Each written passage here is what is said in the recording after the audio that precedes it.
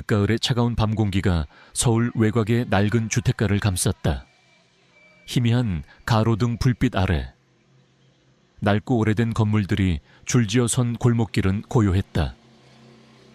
간혹 길고양이의 울음소리만이 고요를 깼다.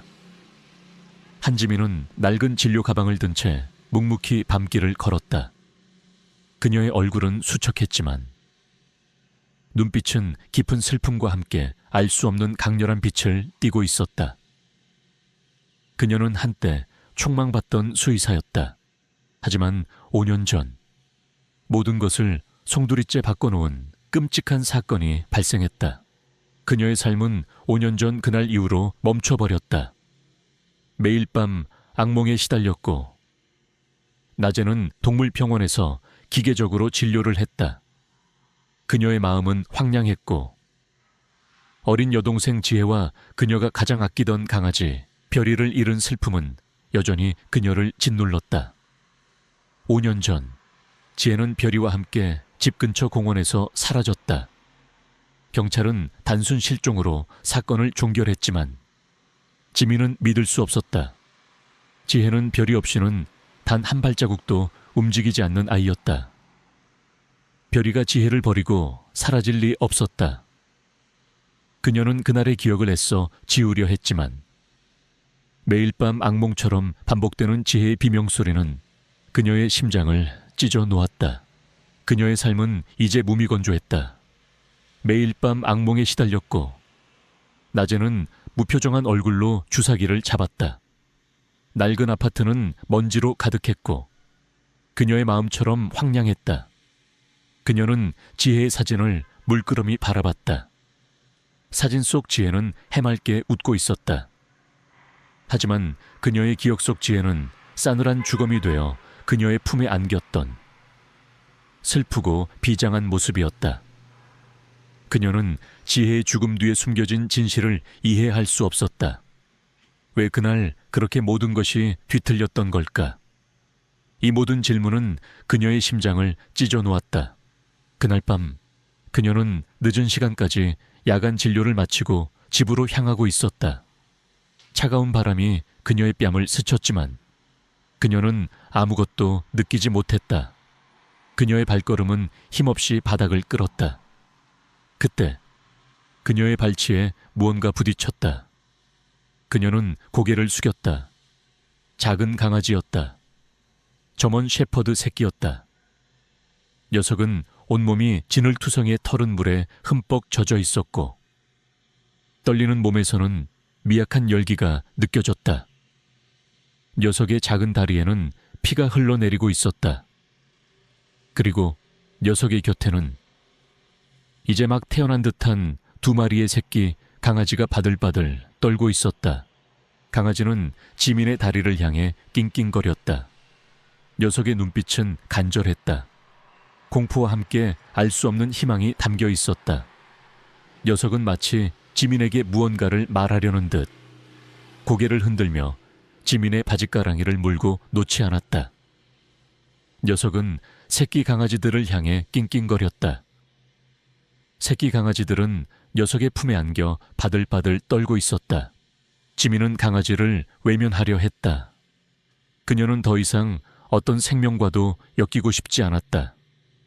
하지만 강아지의 간절한 눈빛과 새끼 강아지들의 떨림은 그녀의 마음을 흔들었다. 그녀는 마치 지혜의 마지막 눈빛을 보는 듯 했다. 왜 내게 오는 거야? 지민의 목소리가 떨렸다. 강아지는 지민의 목소리에 반응하듯 더욱 격렬하게 낑낑거렸다. 녀석은 지민의 바짓가랑이를 물고 특정 방향을 향해 잡아 끌었다. 녀석의 몸은 작은데도 힘은 놀라웠다. 녀석은 마치 지민에게 무언가를 보여주려는 듯 필사적으로 그녀를 이끌었다. 지민은 강아지를 따라갔다. 강아지가 이끈 곳은 낡은 골목길 안쪽에 있는 버려진 쓰레기 더미였다. 쓰레기 더미에서는 썩은 냄새가 진동했다. 강아지는 쓰레기 더미 한 구석을 향해 낑낑거렸다. 그곳에는 낡은 인형과 함께 작은 쪽지 하나가 놓여 있었다. 쪽지는 빗물에 젖어 희미했지만 그 위에 적힌 글씨는 선명했다. 도와주세요. 지민은 쪽지를 보자마자 심장이 쿵 하고 떨어졌다. 그리고 쪽지 옆에 있는 작은 인형을 보자마자 그녀의 눈이 커졌다. 그 인형은 지혜의 것이었다. 지혜가 어릴 적 가장 아끼던, 잃어버렸다고 생각했던 낡은 토끼 인형이었다. 강아지가 왜 지혜의 인형을 가지고 있을까? 언제부터? 강아지는 지민의 눈을 바라봤다. 녀석의 눈빛은 마치 제가 모든 것을 알고 있어요 라고 말하는 듯했다. 강아지는 지민의 손을 핥았다. 따뜻하고 부드러운 감촉이었다. 녀석의 따뜻한 온기가 지민의 얼어붙었던 마음을 녹이는 듯했다. 지민은 강아지와 새끼 강아지들을 품에 안았다. 강아지의 몸은 작고 가벼웠지만 그 속에는 알 수 없는 힘이 느껴졌다. 그녀는 강아지들을 데리고 집으로 돌아왔다. 강아지는 온몸이 진흙투성이에 털은 물에 흠뻑 젖어 있었지만 지민의 품에 안기자 희미하게 꼬리를 흔들었다. 지민은 강아지들을 따뜻한 물로 씻기고 상처를 치료해 주었다. 강아지의 몸에는 긁힌 상처와 함께 알 수 없는 주삿바늘, 자국들이 선명하게 남아 있었다. 지민의 얼굴이 굳어졌다. 누군가가 강아지에게 약물을 주입하고 있었던 것이다. 지민은 강아지에게 가디언이라고 불렀다. 가디언은 지민의 품에 안겨 잠이 들었다. 녀석의 얕은 숨소리가 어둠 속에서 들려왔고 그 소리는 지민에게 알 수 없는 위안을 주었다. 가디언은 단순한 강아지가 아니었다. 녀석은 지혜의 마지막 흔적이자 5년간 그녀를 짓눌렀던 절망 속에서 그녀를 끌어낼 유일한 존재였다. 그날 밤 지민은 잠을 이룰 수 없었다. 가디언이 가져온 지혜의 인형과 쪽지, 그리고 가디언의 몸에 남은 주삿바늘 자국, 이 모든 것이 5년 전 지혜의 죽음과 연결되어 있을 터였다. 지혜는 왜 죽었을까? 별이는 왜 사라졌을까? 그리고 가디언은 왜 그에게 왔을까? 지민의 뇌리에 섬광처럼 스쳐 지나가는 기억이 있었다. 5년 전 지혜가 죽던 그날 밤, 그녀는 악몽을 꾸었다. 꿈속에서 지혜가 캄캄한 숲 속을 헤매고 있었다. 그리고 그녀의 뒤를 쫓는 거대한 그림자는 뱀처럼 꿈틀거렸고 그 그림자의 손목에는 뱀 문신이 선명하게 새겨져 있었다. 지민은 화들짝 잠에서 깼다. 온몸은 식은땀으로 젖어 있었다. 꿈이었다. 하지만 너무나 생생해서 현실 같았다. 가디언이 그의 옆에 앉아 낑낑거렸다. 녀석의 눈빛은 지민의 꿈을 함께 꾸는 듯 공포와 분노로 이글거렸다. 가디언은 지민에게 무언가를 말하려는 듯 고개를 흔들며 지민의 목덜미를 핥았다. 지민의 목덜미에는 뱀 문신이 없었다. 하지만 가디언은 마치 그녀의 몸에 뱀 문신이 있는 듯 그곳을 핥았다. 지민은 가디언의 행동에 의아했다. 가디언은 왜 자신의 목덜미를 핥는 걸까? 그리고 뱀 문양은 무엇을 의미할까? 지민의 머릿속은 혼란스러웠지만 그녀는 직감했다. 가디언이 가져온 지혜의 인형과 쪽지, 그리고 자신의 악몽, 이 모든 것이 연결되어 있을 터였다. 지혜의 죽음에는 분명 감춰진 진실이 있을 터였다. 그리고 가디언은 그 진실을 밝힐 중요한 열쇠가 될 것이었다. 그녀는 가디언과 함께 지혜의 흔적을 쫓기로 결심했다. 그것이 그녀의 마지막 희망이었다. 늦가을의 차가운 밤 공기가 서울 외곽의 낡은 주택가를 감쌌다. 희미한 가로등 불빛 아래 낡고 오래된 건물들이 줄지어 선 골목길은 고요했다. 간혹 길고양이의 울음소리만이 고요를 깼다. 한지민은 낡은 진료 가방을 든 채 묵묵히 밤길을 걸었다. 그녀의 얼굴은 수척했지만 눈빛은 깊은 슬픔과 함께 알 수 없는 강렬한 빛을 띠고 있었다. 그녀는 한때 촉망받던 수의사였다. 하지만 5년 전 모든 것을 송두리째 바꿔놓은 끔찍한 사건이 발생했다. 그녀의 삶은 5년 전 그날 이후로 멈춰버렸다. 매일 밤 악몽에 시달렸고 낮에는 동물병원에서 기계적으로 진료를 했다. 그녀의 마음은 황량했고 어린 여동생 지혜와 그녀가 가장 아끼던 강아지 별이를 잃은 슬픔은 여전히 그녀를 짓눌렀다. 5년 전 지혜는 별이와 함께 집 근처 공원에서 사라졌다. 경찰은 단순 실종으로 사건을 종결했지만 지민은 믿을 수 없었다. 지혜는 별이 없이는 단 한 발자국도 움직이지 않는 아이였다. 별이가 지혜를 버리고 사라질 리 없었다. 그녀는 그날의 기억을 애써 지우려 했지만 매일 밤 악몽처럼 반복되는 지혜의 비명소리는 그녀의 심장을 찢어 놓았다. 그녀의 삶은 이제 무미건조했다. 매일 밤 악몽에 시달렸고 낮에는 무표정한 얼굴로 주사기를 잡았다. 낡은 아파트는 먼지로 가득했고 그녀의 마음처럼 황량했다. 그녀는 지혜의 사진을 물끄러미 바라봤다. 사진 속 지혜는 해맑게 웃고 있었다. 하지만 그녀의 기억 속 지혜는 싸늘한 주검이 되어 그녀의 품에 안겼던 슬프고 비장한 모습이었다. 그녀는 지혜의 죽음 뒤에 숨겨진 진실을 이해할 수 없었다. 왜 그날 그렇게 모든 것이 뒤틀렸던 걸까? 이 모든 질문은 그녀의 심장을 찢어 놓았다. 그날 밤 그녀는 늦은 시간까지 야간 진료를 마치고 집으로 향하고 있었다. 차가운 바람이 그녀의 뺨을 스쳤지만 그녀는 아무것도 느끼지 못했다. 그녀의 발걸음은 힘없이 바닥을 끌었다. 그때 그녀의 발치에 무언가 부딪혔다. 그녀는 고개를 숙였다. 작은 강아지였다. 점원 shepherd 새끼였다. 녀석은 온몸이 진흙투성이에 털은 물에 흠뻑 젖어 있었고 떨리는 몸에서는 미약한 열기가 느껴졌다. 녀석의 작은 다리에는 피가 흘러내리고 있었다. 그리고 녀석의 곁에는 이제 막 태어난 듯한 2마리의 새끼 강아지가 바들바들 떨고 있었다. 강아지는 지민의 다리를 향해 낑낑거렸다. 녀석의 눈빛은 간절했다. 공포와 함께 알 수 없는 희망이 담겨 있었다. 녀석은 마치 지민에게 무언가를 말하려는 듯 고개를 흔들며 지민의 바짓가랑이를 물고 놓지 않았다. 녀석은 새끼 강아지들을 향해 낑낑거렸다. 새끼 강아지들은 녀석의 품에 안겨 바들바들 떨고 있었다. 지민은 강아지를 외면하려 했다. 그녀는 더 이상 어떤 생명과도 엮이고 싶지 않았다. 하지만 강아지의 간절한 눈빛과 새끼 강아지들의 떨림은 그녀의 마음을 흔들었다.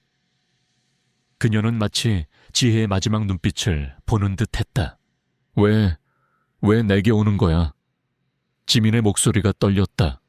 강아지는 지민의 목소리에 반응하듯 더욱 격렬하게 낑낑거렸다. 녀석은 지민의 바짓가랑이를 물고 특정 방향을 향해 잡아 끌었다. 녀석의 몸은 작은데도 힘은 놀라웠다.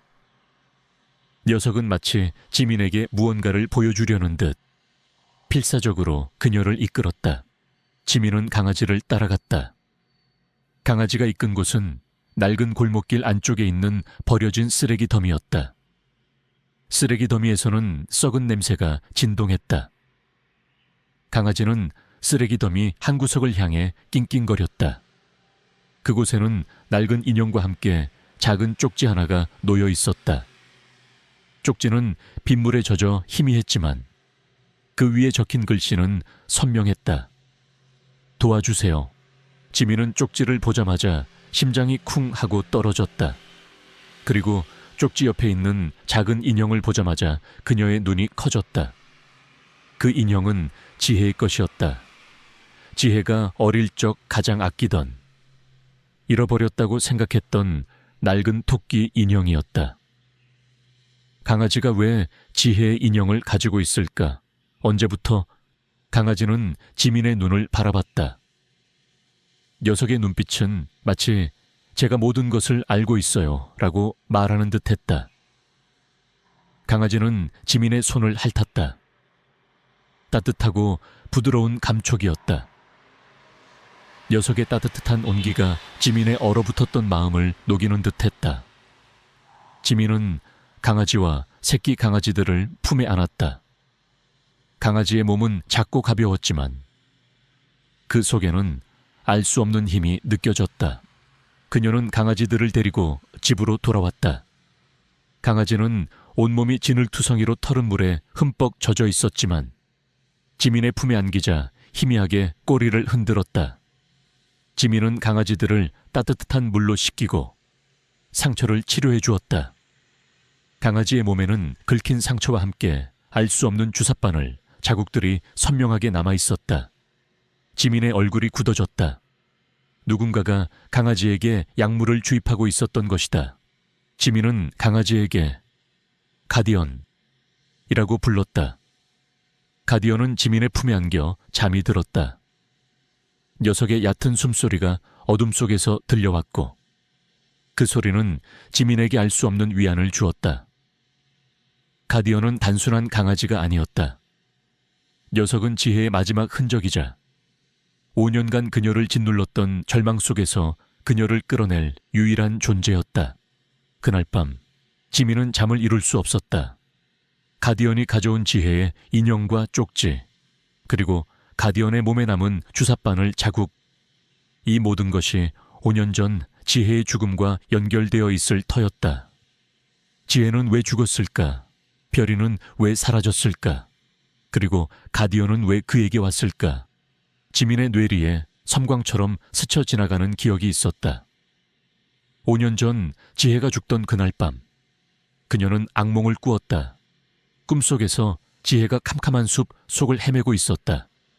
그리고 그녀의 뒤를 쫓는 거대한 그림자.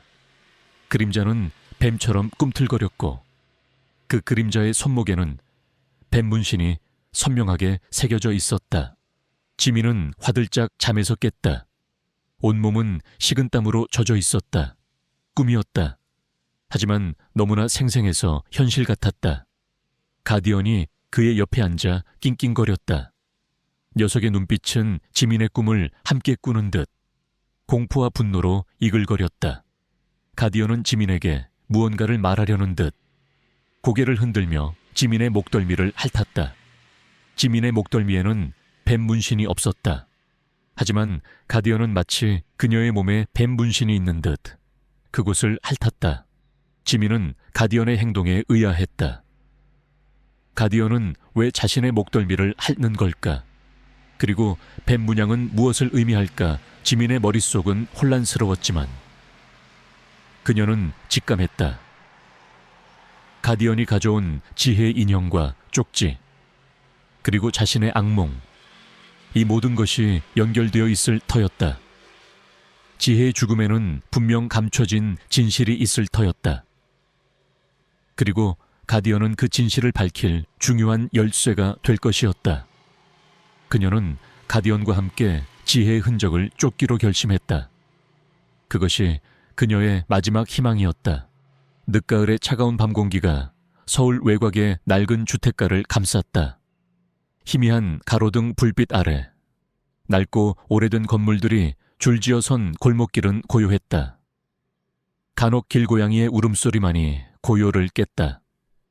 한지민은 낡은 진료 가방을 든 채 묵묵히 밤길을 걸었다. 그녀의 얼굴은 수척했지만 눈빛은 깊은 슬픔과 함께 알 수 없는 강렬한 빛을 띠고 있었다. 그녀는 한때 촉망받던 수의사였다. 하지만 5년 전 모든 것을 송두리째 바꿔놓은 끔찍한 사건이 발생했다.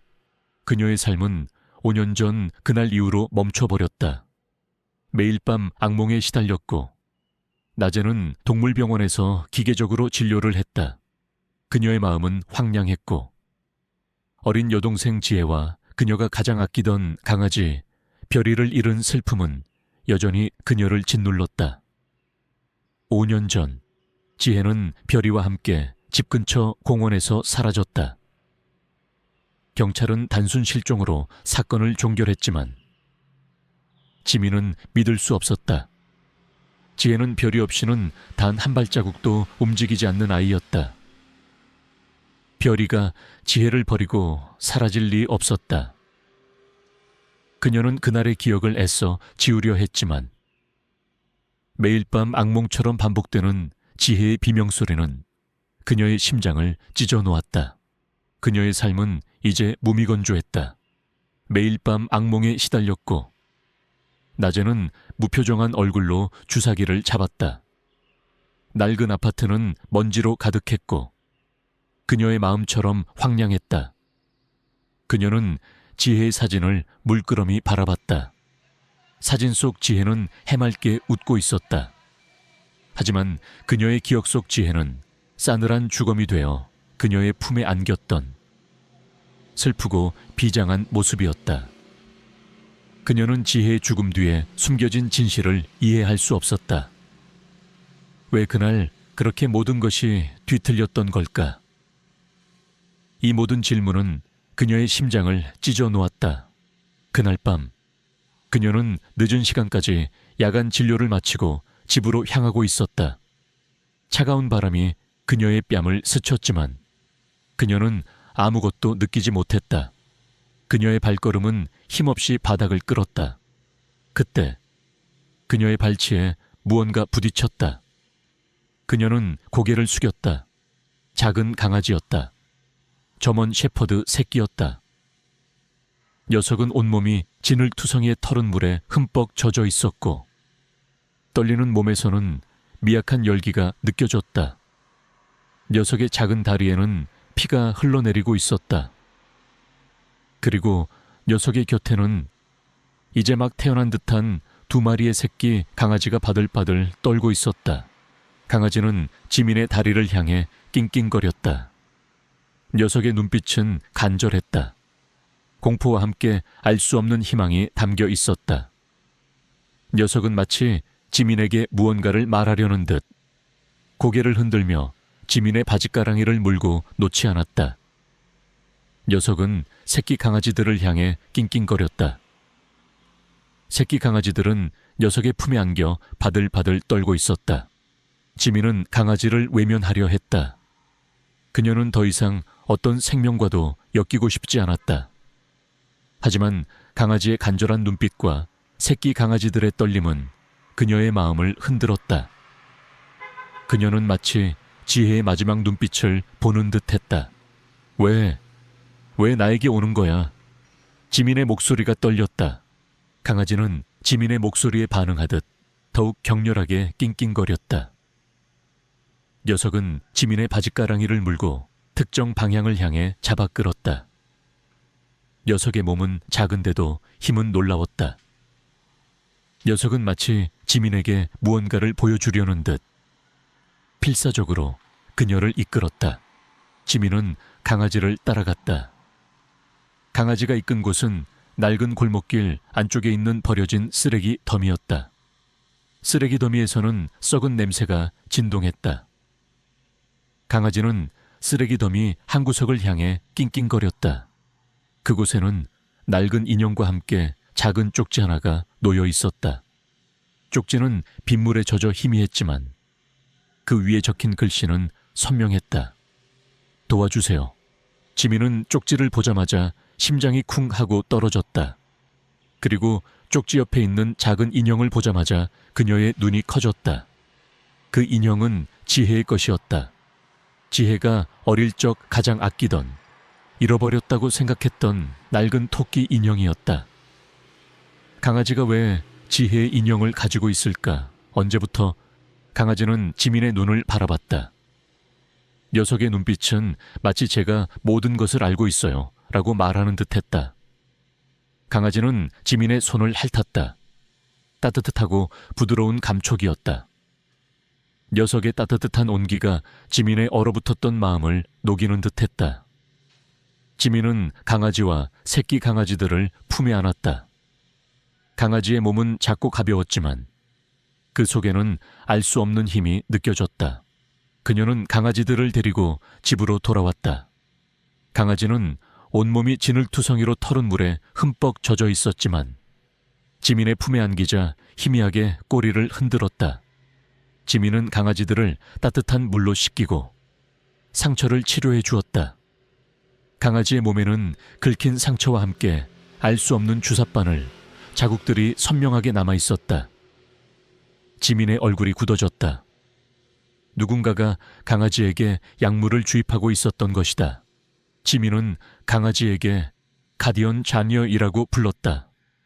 가디언은 지민의 품에 안겨 잠이 들었다. 녀석의 얕은 숨소리가 어둠 속에서 들려왔고 그 소리는 지민에게 알 수 없는 위안을 주었다. 가디언은 단순한 강아지가 아니었다. 녀석은 지혜의 마지막 흔적이자 5년간 그녀를 짓눌렀던 절망 속에서 그녀를 끌어낼 유일한 존재였다. 그날 밤 지민은 잠을 이룰 수 없었다. 가디언이 가져온 지혜의 인형과 쪽지, 그리고 가디언의 몸에 남은 주삿바늘 자국. 이 모든 것이 5년 전 지혜의 죽음과 연결되어 있을 터였다. 지혜는 왜 죽었을까? 별이는 왜 사라졌을까? 그리고 가디언은 왜 그에게 왔을까? 지민의 뇌리에 섬광처럼 스쳐 지나가는 기억이 있었다. 5년 전 지혜가 죽던 그날 밤, 그녀는 악몽을 꾸었다. 꿈속에서 지혜가 캄캄한 숲 속을 헤매고 있었다. 그리고 그녀의 뒤를 쫓는 거대한 그림자. 그림자는 뱀처럼 꿈틀거렸고 그 그림자의 손목에는 뱀 문신이 선명하게 새겨져 있었다. 지민은 화들짝 잠에서 깼다. 온몸은 식은땀으로 젖어 있었다. 꿈이었다. 하지만 너무나 생생해서 현실 같았다. 가디언이 그의 옆에 앉아 낑낑거렸다. 녀석의 눈빛은 지민의 꿈을 함께 꾸는 듯 공포와 분노로 이글거렸다. 가디언은 지민에게 무언가를 말하려는 듯 고개를 흔들며 지민의 목덜미를 핥았다. 지민의 목덜미에는 뱀 문신이 없었다. 하지만 가디언은 마치 그녀의 몸에 뱀 문신이 있는 듯 그곳을 핥았다. 지민은 가디언의 행동에 의아했다. 가디언은 왜 자신의 목덜미를 핥는 걸까?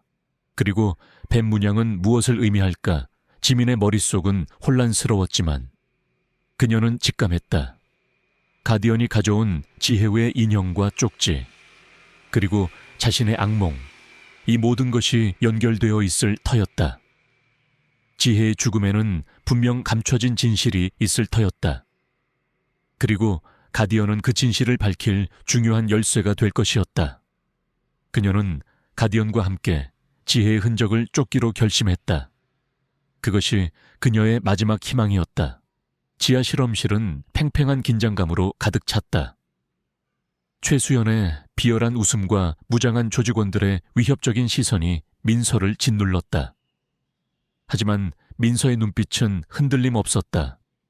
지혜의 죽음, 가디언의 간절한 외침, 그리고 잃어버린 별이에 대한 기억, 이 모든 것을 끝내야 한다는 결의가 그녀의 심장을 뜨겁게 달구었다.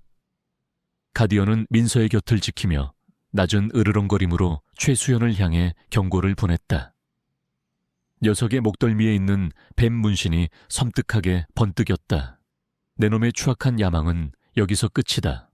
민서는 가디언의 펜던트를 꽉 움켜쥐고 최수연을 향해 달려들었다. 펜던트에서 뿜어져 나오는 빛은 이제 그녀의 눈을 붉게 물들였다. 최수연은 민서의 예상치 못한 공격에 당황하며 총을 빼들어 겨눴다. 총성이 울려 퍼졌다. 민서는 가디언의 펜던트에서 뿜어져 나오는 힘을 이용해 총알을 피했다. 그녀의 움직임은 예측 불가능했고 그녀의 주먹은 강력했다.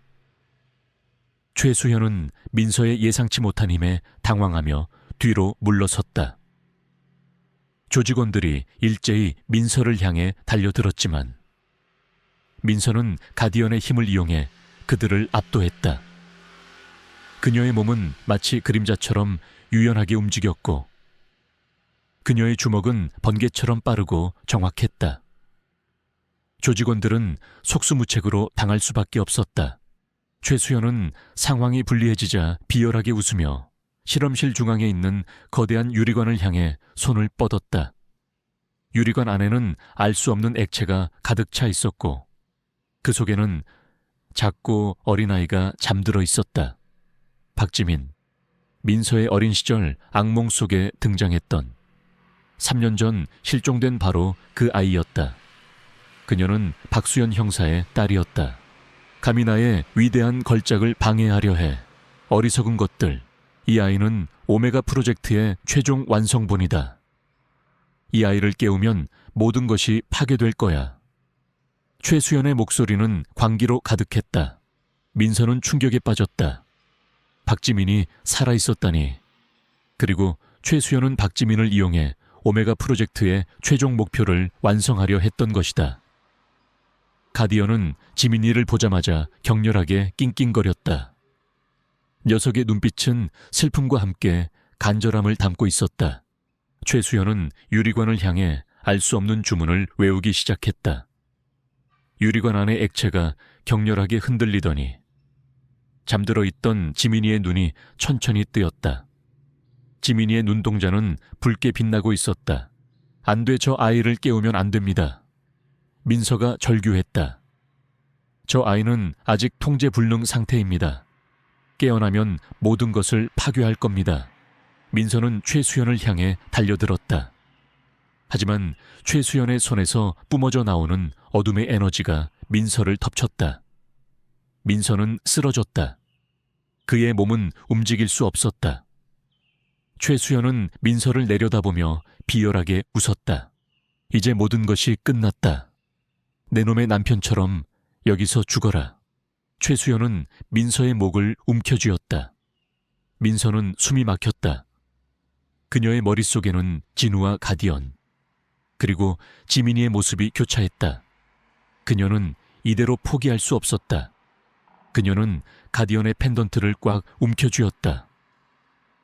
펜던트에서 뿜어져 나오는 빛은 이제 그녀의 눈을 붉게 물들였다. 그녀의 눈빛은 분노와 복수심으로 이글거렸다. 그녀는 이 모든 것을 끝내야 했다. 그때 가디언이 최수연을 향해 맹렬하게 달려들었다. 녀석은 최수연의 팔에 새겨진 뱀 문신을 향해 이빨을 드러냈다. 뱀 문신은 검은 피를 흘리며 일그러졌다. 최수연은 고통에 절규하며 뒤로 물러섰다. 그의 힘은 약해지는 듯했다. 가디언은 지민이가 갇힌 유리관을 향해 맹렬하게 달려들었다. 녀석은 유리관을 향해 몸을 비비며 낑낑거렸다. 가디언의 펜던트에서 뿜어져 나오는 빛이 유리관에 닿자마자 유리관에 금이 가기 시작했다. 가디언은 마지막 힘을 짜내듯 유리관을 물어뜯었다. 쿠앙! 귀를 찢는 듯한 소리와 함께 유리관이 산산조각 났다. 투명한 액체가 쏟아져 내렸고 지민이의 몸이 바닥으로 쓰러졌다. 지민이의 붉게 빛나던 눈은 이제 희미해져 있었다. 가디언은 지민이의 곁에 앉아 그녀의 얼굴을 핥았다. 녀석의 눈빛은 지민이를 향한 사랑과 안도감으로 가득했다. 최수연은 자신이 만든 걸작이 파괴되는 것을 보고 절규했다. 아니야, 나의 오메가, 나의 꿈이... 그 순간 김영철 경위가 경찰 특공대와 함께 실험실 안으로 진입했다. 김영철 경위는 민서의 마지막 연락을 받고 지원 요청을 했던 것이다. 경찰 특공대는 최수연과 그의 조직원들을 모두 체포했다. 최수연은 자신이 아난타 조직의 핵심 인물임을 자백했고 오메가 프로젝트를 통해 새로운 초인들을 만들어 아난타의 부활을 꿈꿨다고 실토했다. 아난타 조직은 마침내 완전히 뿌리 뽑혔다. 그들의 모든 비밀과 잔혹한 범죄들이 세상에 드러났고 그들은 법의 심판을 받게 되었다. 민서는 지민이를 끌어안았다. 지민이는 약물 부작용으로 인해 쇠약했지만 민서의 따뜻한 온기에 안정을 찾는 듯했다. 지민이는 병원으로 이송되었고 뱀의 눈물을 이용한 치료를 통해 건강을 되찾았다. 지민이의 부모는 민서에게 감사 인사를 전하며 눈물을 흘렸다. 민서는 이제 더 이상 과거의 그림자에 갇혀 있지 않았다. 그녀는 가디언의 희생과 진우의 헌신을 기억하며 새로운 삶을 살아가기로 결심했다. 그녀의 곁에는 가디언과 구출된 아이들, 그리고 그녀의 심장 속에는 진우의 영혼이 살아 숨 쉬고 있었다. 그녀는 이제 단순한 청년이 아니었다. 가디언이 선택한 정의를 수호하는 이 세상의 진정한 영웅으로. 그녀의 새로운 삶은 이제 막 시작되었다. 그녀는 어둠을 밝히는 한 줄기 빛이 되어 가디언의 희생이 결코 헛되지 않았음을 증명할 것이었다. 연구소 지하 실험실은 팽팽한 긴장감으로 가득 찼다. 최수연의 비열한 웃음과 무장한 조직원들의 위협적인 시선이 민서를 짓눌렀다. 하지만 민서의 눈빛은 흔들림 없었다. 지혜의 죽음, 가디언의 간절한 외침, 그리고 할머니의 고통. 이 모든 것을 끝내야 한다는 결의가 그녀의 심장을 뜨겁게 달구었다. 가디언은 민서의 곁을 지키며 낮은 으르렁거림으로 최수연을 향해 경고를 보냈다. 녀석의 목덜미에 있는 뱀 문신이 섬뜩하게 번뜩였다. 내 놈의 추악한 야망은 여기서 끝이다. 민서는 가디언의 펜던트를 꽉 움켜쥐고 최수연을 향해 달려들었다. 펜던트에서 뿜어져 나오는 빛은 이제 그녀의 눈을 붉게 물들였다. 최수연은 민서의 예상치 못한 공격에 당황하며 총을 빼들어 겨눴다. 총성이 울려 퍼졌다. 민서는 가디언의 펜던트에서 뿜어져 나오는 힘을 이용해 총알을 피했다.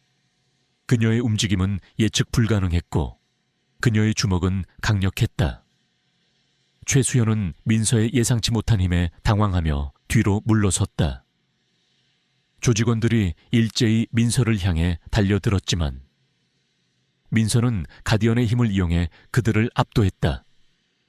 그녀의 몸은 마치 그림자처럼 유연하게 움직였고 그녀의 주먹은 번개처럼 빠르고 정확했다. 조직원들은 속수무책으로 당할 수밖에 없었다. 최수연은 상황이 불리해지자 비열하게 웃으며 실험실 중앙에 있는 거대한 유리관을 향해 손을 뻗었다. 유리관 안에는 알 수 없는 액체가 가득 차 있었고 그 속에는 작고 어린아이가 잠들어 있었다. 박지민, 민서의 어린 시절 악몽 속에 등장했던 3년 전 실종된 바로 그 아이였다. 그녀는 박수연 형사의 딸이었다. 감히 나의 위대한 걸작을 방해하려 해. 어리석은 것들. 이 아이는 오메가 프로젝트의 최종 완성본이다. 이 아이를 깨우면 모든 것이 파괴될 거야. 최수연의 목소리는 광기로 가득했다. 민서는 충격에 빠졌다. 박지민이 살아있었다니. 그리고 최수연은 박지민을 이용해 오메가 프로젝트의 최종 목표를 완성하려 했던 것이다. 가디언은 지민이를 보자마자 격렬하게 낑낑거렸다. 녀석의 눈빛은 슬픔과 함께 간절함을 담고 있었다. 최수연은 유리관을 향해 알 수 없는 주문을 외우기 시작했다. 유리관 안의 액체가 격렬하게 흔들리더니 잠들어 있던 지민이의 눈이 천천히 뜨였다. 지민이의 눈동자는 붉게 빛나고 있었다. 안 돼, 저 아이를 깨우면 안 됩니다. 민서가 절규했다. 저 아이는 아직 통제불능 상태입니다. 깨어나면 모든 것을 파괴할 겁니다. 민서는 최수연을 향해 달려들었다. 하지만 최수연의 손에서 뿜어져 나오는 어둠의 에너지가 민서를 덮쳤다. 민서는 쓰러졌다. 그의 몸은 움직일 수 없었다. 최수연은 민서를 내려다보며 비열하게 웃었다. 이제 모든 것이 끝났다. 내 놈의 남편처럼 여기서 죽어라. 최수연은 민서의 목을 움켜쥐었다. 민서는 숨이 막혔다. 그녀의 머릿속에는 진우와 가디언, 그리고 지민이의 모습이 교차했다. 그녀는 이대로 포기할 수 없었다. 그녀는 가디언의 펜던트를 꽉 움켜쥐었다. 펜던트에서 뿜어져 나오는 빛은 이제 그녀의 눈을 붉게 물들였다. 그녀의 눈빛은 분노와 복수심으로 이글거렸다. 그녀는 이 모든 것을 끝내야 했다. 그때 가디언이 최수연을 향해 맹렬하게 달려들었다. 녀석은 최수연의 팔에 새겨진 뱀 문신을 향해 이빨을 드러냈다. 뱀 문신은 검은 피를 흘리며 일그러졌다. 최수연은 고통에 절규하며 뒤로 물러섰다. 그의 힘은 약해지는 듯했다. 가디언은 지민이가 갇힌 유리관을 향해 맹렬하게 달려들었다. 녀석은 유리관을 향해 몸을 비비며 낑낑거렸다. 가디언의 펜던트에서 뿜어져 나오는 빛이 유리관에 닿자마자 유리관에 금이 가기 시작했다. 가디언은 마지막 힘을 짜내듯 유리관을 물어뜯었다. 꽝! 귀를 찢는 듯한 소리와 함께 유리관이 산산조각 났다. 투명한 액체가 쏟아져 내렸고 지민이의 몸이 바닥으로 쓰러졌다. 지민이의 붉게 빛나던 눈은 이제 희미해져 있었다. 가디언은 지민이의 곁에 앉아 그녀의 얼굴을 핥았다. 녀석의 눈빛은 지민이를 향한 사랑과 안도감으로 가득했다. 최수연은 자신이 만든 걸작이 파괴되는 것을 보고 절규했다. 아니야, 나의 오메가, 나의 꿈이. 그 순간 김형철 경위가 경찰 특공대와 함께 실험실 안으로 진입했다. 김형철 경위는 민서의 마지막 연락을 받고 지원 요청을 했던 것이다. 경찰 특공대는 최수연과 그의 조직원들을 모두 체포했다. 최수연은 자신이 아난타 조직의 핵심 인물임을 자백했고 오메가 프로젝트를 통해 새로운 초인들을 만들어 아난타의 부활을 꿈꿨다고 실토했다. 아난타 조직은 마침내 완전히 뿌리 뽑혔다. 그들의 모든 비밀과 잔혹한 범죄들이 세상에 드러났고 그들은 법의 심판을 받게 되었다. 민서는 지민이를 끌어안았다. 지민이는 약물 부작용으로 인해 쇠약했지만 민서의 따뜻한 온기에 안정을 찾는 듯했다. 지민이는 병원으로 이송되었고 뱀의 눈물을 이용한 치료를 통해 건강을 되찾았다. 지민이의 부모는 민서에게 감사 인사를 전하며 눈물을 흘렸다. 민서는 이제 더 이상 과거의 그림자에 갇혀 있지 않았다. 그녀는 가디언의 희생과 진우의 헌신을 기억하며 새로운 삶을 살아가기로 결심했다. 그녀의 곁에는 가디언과 구출된 아이들, 그리고 그녀의 심장 속에는 진우의 영혼이 살아 숨쉬고 있었다. 그녀는 이제 단순한 청년이 아니었다. 가디언이 선택한 정의를 수호하는 이 세상의 진정한 영웅으로 그녀의 새로운 삶은 이제 막 시작되었다. 그녀는 어둠을 밝히는 한 줄기 빛이 되어 가디언의 희생이 결코 헛되지 않았음을 증명할 것이었다. 민서는 아난타 조직의 잔당들을 소탕한 후 비로소 진정한 평화를 찾은 듯했다. 카이저의 펜던트는 여전히 그녀의 목에 걸려 따뜻한 온기를 전해주었고 그녀의 심장 속에는 카이저의 영혼이 살아 숨 쉬고 있었다. 이소연 변호사는 민서의 곁에서 그를 지지했고 김형철 경위는 민서의 활약에 깊이 감사했다. 하지만 민서는 알고 있었다. 어둠은 완전히 사라지지 않는다는 것을. 박성진 회장과 강태준 그리고 그들의 배후 세력인 아난타 조직의 핵심 잔당들은 모두 체포되어 법의 심판을 받았다. 그들의 잔혹한 오메가 프로젝트와 뱀의 눈물을 이용한 세계 지배 야욕은 만천에 드러났고 세상은 그들의 악행에 경악했다. 정의는 실현되었지만 그 과정에서 수많은 희생이 뒤따랐다. 민서는 그들의 희생을 잊지 않고 자신이 가진 힘을 올바른 곳에 사용하기로 다짐했다. 민서는 경찰에 복직하지 않았다. 그녀는 더 이상 과거의 그늘에 갇히고 싶지 않았다. 그녀는 카이저의 펜던트가 부여한 새로운 능력, 즉 위험을 감지하고 숨겨진 진실을 파헤치는 능력을 이용해 어둠 속에 숨겨진 악을 찾아내고 약한 자들을 보호하는 그림자 수호자가 되기로 결심했다. 이소연 변호사는 그녀의 파트너가 되어 그림자 수호자의 활동을 법적으로 지원하기로 했다. 그들은 첫 번째 임무로 오랫동안 미제 사건으로 남아있던 연쇄 실종 사건을 파헤치기 시작했다. 실종자들은 모두 특정 유전자를 가진 아이들이었고 그들은 모두 아난타 조직과 관련된 고아원에서 생활했던 아이들이었다. 민서는 직감했다. 아난타 조직의 잔당들이 여전히 오메가 프로젝트 아래 후속 작업을 진행하고 있을 것이라고. 민서와 소연은 실종된 아이들의 부모들을 만났다. 부모들은 절망과 슬픔에 잠겨 있었다. 민서는 그들의 고통을 누구보다 잘 이해했다. 그녀는 카이저의 펜던트에서 뿜어져 나오는 온기를 느끼며 아이들을 반드시 찾아주겠다고 약속했다. 수사 과정은 험난했다.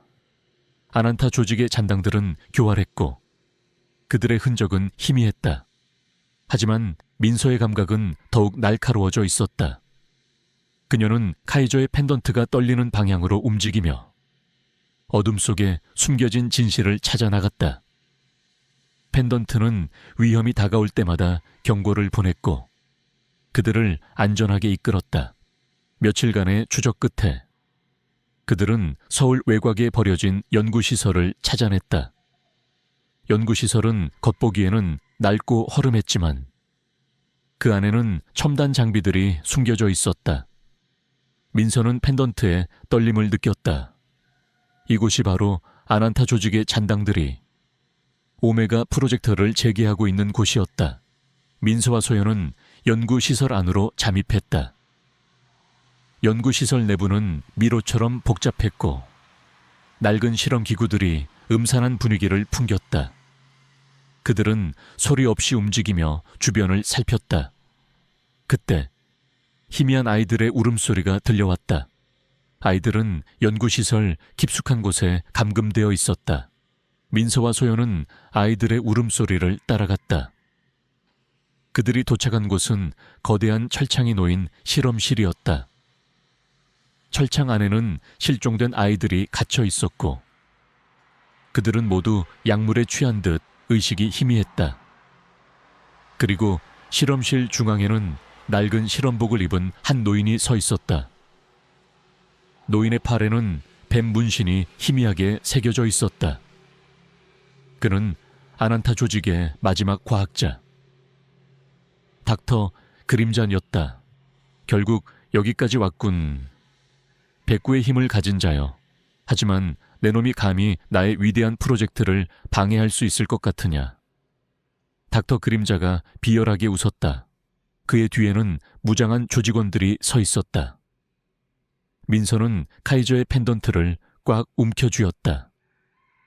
펜던트에서 뿜어져 나오는 빛은 이제 그녀의 눈을 붉게 물들였다. 그녀의 눈빛은 분노와 복수심으로 이글거렸다. 그녀는 아이들을 구하고 닥터 그림자의 잔혹한 프로젝트를 끝내야 했다. 내 놈의 추악한 야망은 여기서 끝이다. 민서는 닥터 그림자를 향해 달려들었다. 닥터 그림자는 총을 빼들어 민서를 향해 겨눴다. 총성이 울려 퍼졌다. 민서는 총알을 피하며 닥터 그림자에게 돌진했다. 그녀의 움직임은 예측 불가능했고 그녀의 주먹은 강력했다. 닥터 그림자는 민서의 예상치 못한 힘에 당황하며 뒤로 물러섰다. 조직원들은 민서를 향해 달려들었지만 민서는 카이저의 힘을 이용해 그들을 압도했다. 소연은 아이들을 구하기 위해 철창문을 열려 했다. 하지만 철창문은 굳게 잠겨 있었다. 소연은 펜던트를 향해 손을 뻗었다. 펜던트에서 뿜어져 나오는 빛이 철창문에 닿자마자 철창문이 굉음을 내며 열리기 시작했다. 카이저의 힘이 그들에게 또 다른 기적을 선사한 것이다. 아이들이 철창 밖으로 뛰쳐나왔다. 소연은 아이들을 보호하며 실험실 밖으로 대피시켰다. 닥터 그림자는 아이들이 도망치는 것을 보고 분노에 휩싸였다. 젠장 내 위대한 걸작들이. 그는 민서를 향해 달려들었다. 그의 팔에 새겨진 뱀 문신이 붉게 빛났다. 그의 손에서 알 수 없는 에너지가 뿜어져 나왔다. 민서는 닥터 그림자의 공격을 피하며 그의 팔에 새겨진 뱀 문신을 향해 주먹을 날렸다. 뱀 문신이 새겨진 살같이 찢어지며 검은 피가 쏟아져 나왔다. 닥터 그림자는 고통에 절규하며 쓰러졌다. 그의 힘은 약해지는 듯했다. 그때 김영철 경위의 옛 동료들이 이끄는 경찰 특공대가 연구시설 안으로 진입했다. 소연이 지원 요청을 했던 것이다. 경찰 특공대는 닥터 그림자와 그의 조직원들을 모두 체포했다. 닥터 그림자는 자신이 아난타 조직의 마지막 잔당임을 자백했고, 오메가 프로젝트를 통해 새로운 초인들을 만들어 아난타의 부활을 꿈꿨다고 실토했다. 아난타 조직은 마침내 완전히 뿌리 뽑혔다. 그들의 모든 비밀과 잔혹한 범죄들이 세상에 드러났고, 그들은 법의 심판을 받게 되었다. 민서는 아이들을 끌어안았다. 아이들은 공포에 질려 떨고 있었지만 민서의 따뜻한 온기에 안정을 찾는 듯했다. 아이들은 병원으로 이송되었고 뱀의 눈물을 이용한 치료를 통해 건강을 되찾았다. 부모들은 민서에게 감사 인사를 전하며 눈물을 흘렸다. 민서는 이제 더 이상 과거의 그림자에 갇혀 있지 않았다. 그녀는 카이저의 희생과 진우의 헌신을 기억하며 새로운 삶을 살아가기로 결심했다. 그녀의 곁에는 이소연 변호사와 구출된 아이들, 그리고 그녀의 심장 속에는 카이저의 영혼이 살아 숨쉬고 있었다. 그녀는 이제 단순한 청년이 아니었다. 카이저가 선택한 정의를 수호하는 이 세상의 진정한 영웅으로. 그녀의 새로운 삶은 이제 막 시작되었다.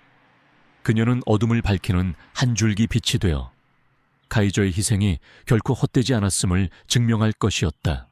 아난타 조직의 모든 잔당들이 체포되고 오메가 프로젝트의 모든 비밀이 만천에 드러나면서 세상은 오랜 혼란과 고통 끝에 마침내 평화를 되찾았다.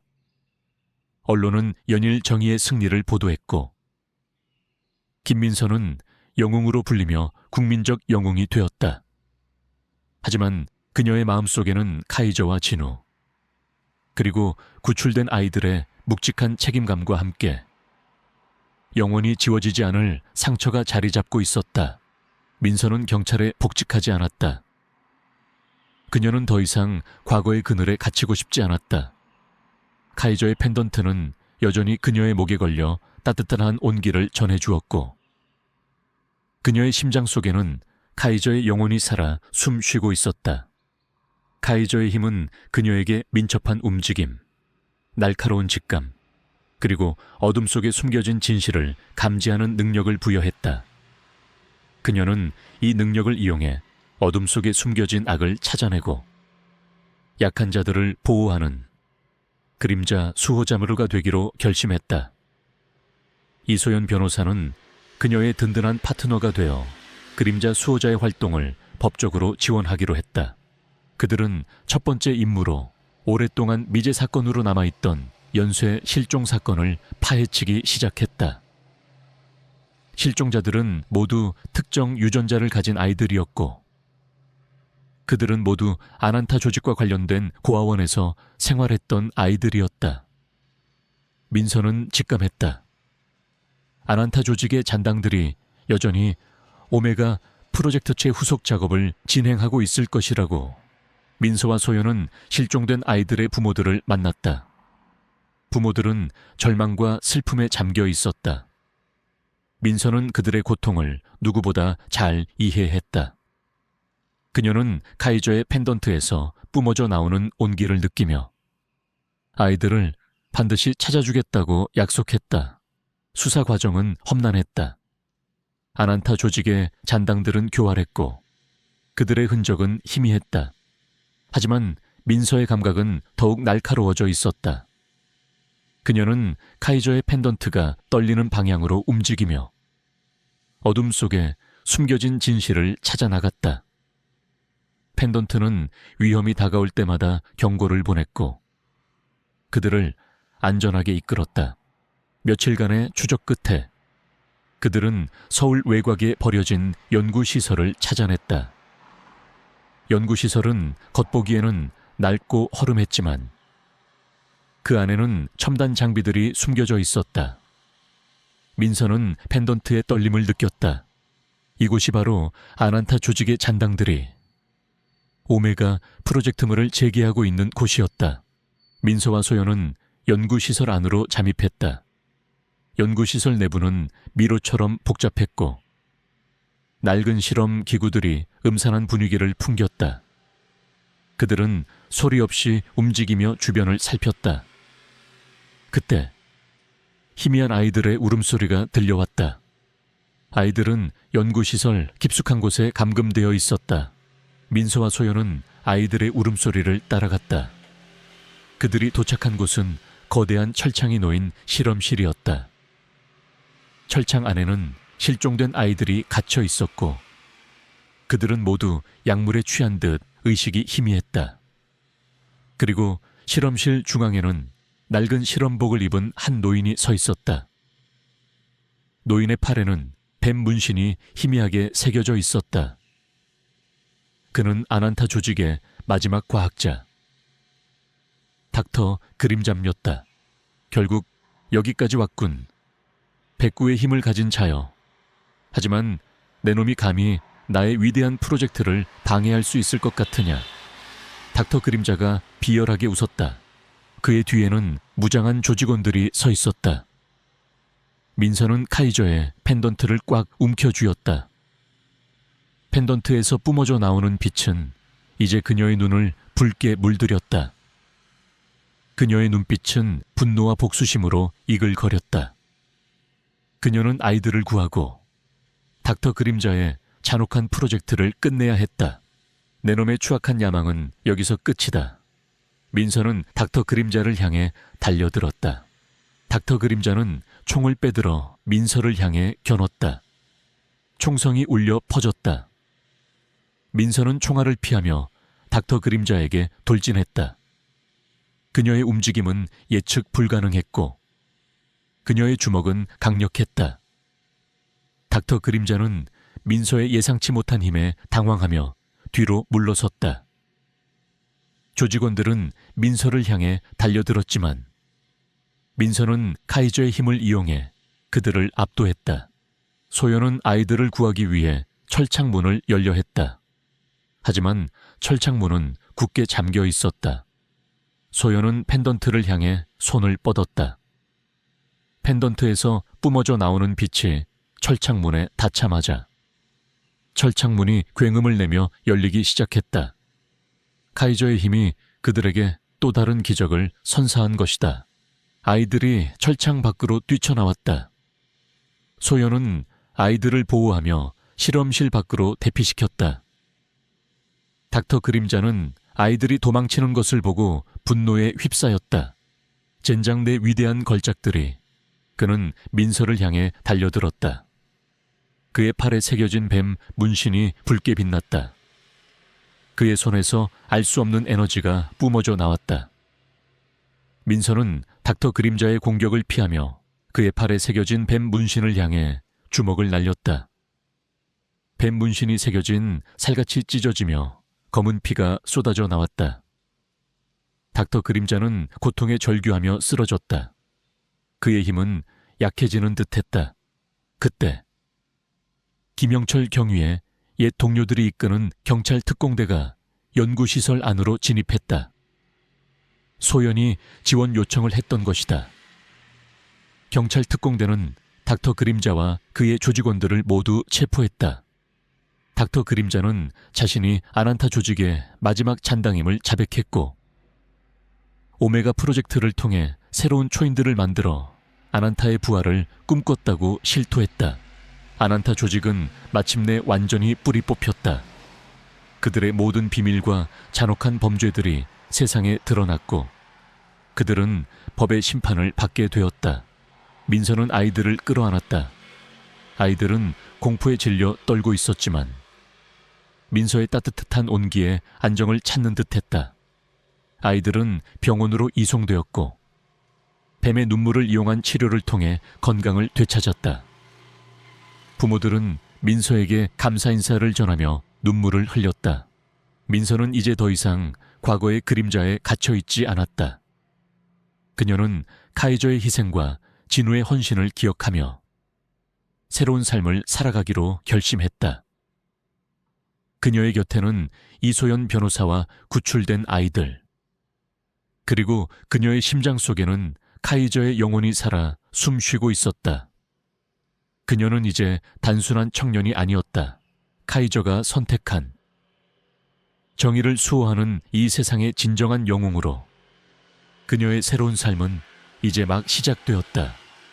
그녀는 어둠을 밝히는 한 줄기 빛이 되어 카이저의 희생이 결코 헛되지 않았음을 증명할 것이었다.